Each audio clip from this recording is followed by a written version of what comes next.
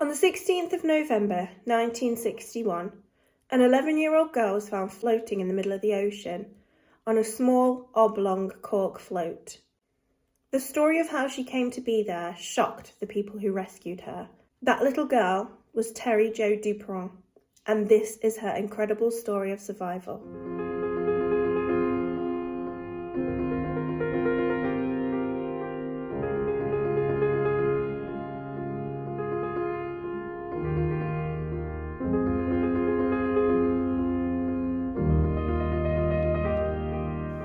Hello and welcome to my brand new channel, Behind the Crime with me, Kaybon. Doing a YouTube channel is something that I've contemplated for a while. I've had an interest in true crime starting all the way back when I was probably about 7, and my mum and dad used to watch Crime Watch and I always used to enjoy watching it with them. And my interest in it has stemmed ever since then. So I hope you enjoy my new channel.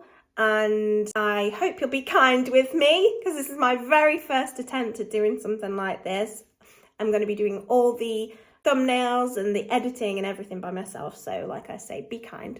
Okay, so today's case is an incredible one, an incredible story of survival from an 11-year-old girl who actually spent 82 hours in the middle of the ocean with no food, no water and no shelter. So it's the most incredible story. So I thought I'd share this as my first story with you. Okay, so this story is about the Duperrault family. So we have 40-year-old Arthur, his wife Jean, who was 38, and they had 3 children, Brian, who was 14, Terry Jo, who was 11, and Renee, who was 7. Now, Arthur was a contact lens optometrist and he worked very hard, and I'm guessing that the family didn't have a lot of money to spare because in order for them to take this trip that I'm going to tell you about, they had to save for quite a while. So he and his family lived in Wisconsin in a place called Green Bay, and he'd always dreamed of taking his wife and his children on a nice family cruise from the Florida Keys to the Bahamas. By the summer of 1961, they'd saved enough money to be able to finance a nice little trip. The family planned to spend a week living at sea aboard a chartered yacht in a really nice warm place. They were going to stop at several locations and maybe even extend it if they were enjoying themselves a lot. So they arrived in Fort Lauderdale in early November and they chartered a 60-foot ketch which was called the Bluebell. It was stationed at Bahia Mar Marina and they paid $515. Arthur hired a well-known local yachtsman, 44-year-old Julian Harvey, with whom he was acquainted, to skip the vessel for $100 a day. Harvey's 6th wife, 6 wives, 34-year-old former stewardess and aspiring writer Mary Dean Harvey was also appointed to serve as a cook on the ketch. The Duperrault family boarded Bluebell at around midday on Wednesday, November the 8th, 1961, and the vessel was seen leaving the port early that afternoon. Over the next 4 days, the family travelled to locations such as Bimini and Sandy Point. They purchased souvenirs and took part in activities such as snorkeling, etc. On November the 12th, their final port of call, prior to returning to Florida, Arthur Duperrault and Captain Harvey visited the office of British District Commissioner Roderick Pinder. It was there when Arthur said, "This has been a once-in-a-lifetime vacation. We will be back before Christmas." That evening, all aboard the Bluebell ate a meal of chicken salad. Shortly thereafter, 11-year-old Terry Jo walked below deck to her sleeping cabin as her family and the Harveys remained on deck. At approximately 12:35 p.m. on Monday, November the 13th, a crew member aboard the oil tanker Gulf Lion observed a man waving frantically from a dinghy drifting in the direction and shouting, "Help! I have a dead baby on board." Putting the man aboard, crew members observed the deceased body of a red-haired, prepubescent girl wearing a life jacket inside the dinghy. The man identified himself as Julian Harvey, the skipper of the ketch Bluebell. He explained that at approximately 8:30 the previous evening, his small vessel was hit by a sudden strong squall that caused the Bluebell to rapidly keel over and the main mast to snap at a location between the Abaco Islands and the Great Stirrup Cay. According to Harvey, he was completely separated from all the others on board the ketch by the failing mast and all the loose rigging, and it pulled down the ship. He attempted to retrieve a wire cutter from the cabin to clear the deck space, but a sudden fire broke out on board the small vessel, and he was not able to rescue his wife or any of the passengers. Forced to abandon the ketch alone on a dinghy, the body of 7-year-old Renee had soon floated by, and he'd retrieved her body and attempted to revive the child. Unsuccessful in his medical effort, he kept her body alongside him in a raft out of respect. An autopsy later revealed that she had, in fact, died of drowning. Taken to Nassau, Harvey was questioned by authorities, although his calm demeanour and the fact his dinghy had been filled with various survival supplies caused some to initially express serious doubts as to his claim. His story couldn't be disproven, and he was allowed to return to Miami on November the 15th to face further questioning by the US Coast Guard. 3 days later, on November the 16th, a child was rescued in the Northwest Providence Channel by the Greek freighter Captain Theo. Second officer Nikolaos Spachadakis observed her floating aboard a 2 by 5 foot cork float approximately 1 mile from the freighter. He immediately summoned Captain Stylianos Kortodontis, I'm so sorry if I'm butchering these names, to the bridge, and the two gradually realised that his sighting was not a fishing vessel, but a small oblong white raft carrying a young blonde-haired child dressed in a white cotton blouse and pink corduroy slacks, leaning backwards and waving feebly. The captain ordered the freighter's engines stopped and the life raft lowered. Noting sharks circling close to the cork float, crew members shouted at the child not to jump into the water, while one crew member lifted the child aboard the raft. She was then hoisted aboard Captain Theo and placed in the spare cabin. Aboard the freighter, the crew rapidly discovered the child was incoherent and barely able to speak. She was given water and orange juice. Salt was sponged from her body with wet towels and Vaseline applied to her lips. She hoarsely identified herself as 11-year-old Terry Jo, informing the crew that she'd been floating aboard the cork float for several days after the sinking of her vessel. Her ability to speak rapidly waned, and the child soon responded to questions by weakly gesticulating, before lapsing into a semi-comatose state. The crew of the Captain Theo did not retrieve the cork float upon which Terry Jo had drifted for almost 4 days. However, a member of the Coast Guard did locate and retrieve the raft from the ocean several days later. The raft had almost fallen apart. The captain of the Captain Theo immediately informed the United States Coast Guard of their discovery and the child's medical predicament, and a rescue helicopter was soon summoned. Terry Jo was suffering from severe sunburn, dehydration and exposure, so she was airlifted to hospital in a critical condition. 3 hours later, having been airlifted to Miami Hospital, Terry Jo began to slowly recuperate, although for over 2 days she was unable to divulge to police or the Coast Guard the circumstances surrounding her rescue and the truth of what had actually happened to her. By November the 20th, Terry Jo had regained sufficient strength to reveal to investigators the truth about the loss of the Bluebell and its passengers. Late on November 12th, the Bluebell began its journey to Fort Lauderdale.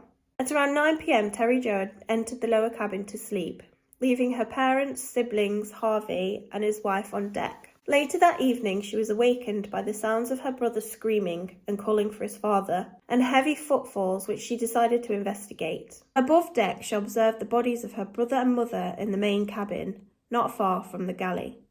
Walking further onto the deck, Terry Jo then observed Harvey carrying a bucket. He had struck her and shoved her below deck, shouting, "Get back down there!" The terrified child returned to her cabin only to observe oil and water beginning to gush onto the floor of her cabin approximately 15 minutes later. Harvey then entered her cabin with what appeared to be a rifle in his right hand. The two made eye contact, but Harvey did not shoot her.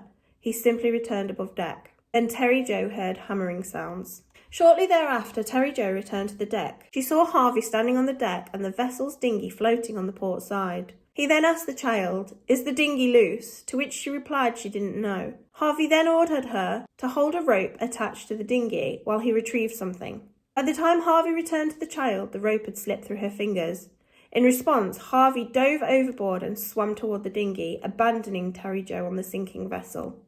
Recollecting the small oblong cork float lashed to the deck, Terry Jo untied this float as the boat deck began to sink beneath the ocean. She then threw the float over the side of the deck before swimming toward the life raft, pushing the float further into the open water before climbing onto the float. She then drifted upon the sea for almost 3.5 days without food, water, or shelter. The life raft had been so small that Terry Jo had to sit upright for the entire ordeal, during which she repeatedly prayed for rescue. What an incredible young lady she was, only 11 years old, and to be able to have the wherewithal to actually be able to do that and rescue herself, and then to sit up for the equivalent of, 3 days? She really is incredible. Terry Jo was adamant the mast of Bluebell was intact, there had been no fire aboard the vessel, and that the sea was calm throughout the entirety of the events prior to the sinking. Shortly thereafter, she was informed that Harvey had been picked up alive 3 days prior to herself in a life raft, alongside her sister's body and the bodies of her parents, her brother, and Harvey's wife, who had all been lost at sea. On November the 16th, Harvey reiterated his story to the US Coast Guard investigators that a sudden squall had brought down Bluebell's masts, holing the ship's hull, rupturing the auxiliary gas tank and starting a fire, the circumstances of which made it impossible for him to rescue his wife or any member of the Duperrault family. He also claimed that he'd found Renee's body floating in the water and he'd tried unsuccessfully to revive her. On November the 17th, midway through Harvey's scheduled interrogation, he was informed that Terry Jo had been rescued the previous day and her condition was improving.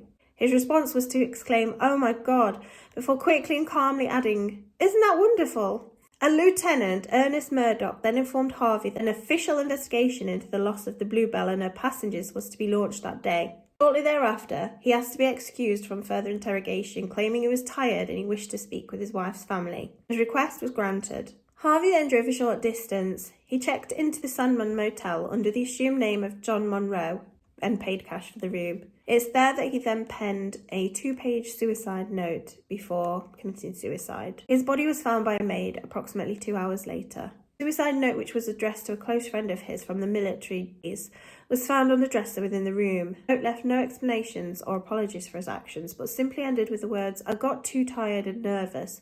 I couldn't stand it any longer." The note also requested the recipient take care of his 14-year-old son Lance, and that he was to be buried at sea. Given such clear evidence of foul play from the sole survivor of the Bluebell and Harvey's subsequent suicide, an investigation was launched into Harvey's recent history. This inquiry revealed Harvey, a decorated World War II veteran and Korean War pilot, had difficulty holding a job for any length of time, had serious financial problems, and had recently arranged a double indemnity insurance policy on the life of his wife just 2 months after their July 1961 marriage. Furthermore, just 1 month prior to the Duperrault family chartering the Bluebell, Harvey had been hired by the vessel's owner businessman Harold Pegg to take any tourists to sea upon their desired cruises in exchange for $300 a month and free accommodation aboard the ketch. This agreement may have formulated Harvey's plan to murder his wife at sea and then claim that she'd vanished. The tourists viewed in his mind as valuable witnesses to corroborate his claims. Harvey's first chartered clients were the Duperrault family. The conclusion of the inquiry was that Harvey had planned to kill his wife to collect on her $20,000 double indemnity insurance policy, which would yield double the insured sum if she died accidentally. However, Harvey may have been observed by Arthur Duperrault, either in the act of murdering his wife or the disposal of a body. Harvey had then proceeded to kill Duperrault, his wife, and 2 of his children, who may have also witnessed his murder. Furthermore, had likely retrieved Renee's body from the ocean to add credibility to his story. In closure, the inquiry concluded that had Harvey not committed suicide, he would have been prosecuted for the murder of all of those who had died aboard the Bluebell and the attempted murder of Terry Jo. Searching further into Harvey's background, investigators discovered he'd previously survived a 1949 car accident that had killed the second of his previous 5 wives and her mother. In a 1946 Plymouth Deluxe had been driving. It plunged off a bridge at high speed into a bayou on a rainy night, and in which he had swum to safety, leaving his wife Joan and her mother. One of his yawls, the Torbatros, had previously sunk after running into a wreckage which had sunk in 1911 in shallow water within Chesapeake Bay. Crew members on board had repeatedly warned Harvey to steer his yawl clear of the wreckage. He repeatedly navigated his vessel around the prohibited site, claiming to his cruise passengers to be attempting to read an inscription upon a buoy marking the site. His powerboat, the Valiant, had also sunk under suspicious circumstances off the coast of Cuba in 1958. All these losses and tragedies had yielded large insurance settlements from which he had financially benefited. Following the loss of her family, Terry Jo returned to Green Bay to live with her father's sister, her grandmother, and 3 cousins in the city of Duperrault. She refused to part with her blouse and slacks she was wearing at the time of her rescue. The following year, she changed her name to Tere, T-E-R-E, in part due to her refusal to be viewed as a victim. Due to contemporary psychological coping strategies in the early 1960s, authority figures very seldom spoke with Terry Jo about her ordeal, and she received no trauma counselling. Consequently, she did not speak publicly about the loss of her family and her survival ordeal for over 20 years. Terry Jo later married and bore 3 children. As an adult, she chose to live and work close to the ocean. She's now retired and resides in Wisconsin. In 2010, Terry Jo Duperrault, Fassbender now, as she's married, released her memoir, Alone, Orphaned in the Ocean, co-authored with psychologist and survival expert Richard Logan. This book details her family's final cruise. Some individuals, including writer L. Stanley Gardner, have speculated as to why Harvey did not murder Terry Jo upon the Bluebell.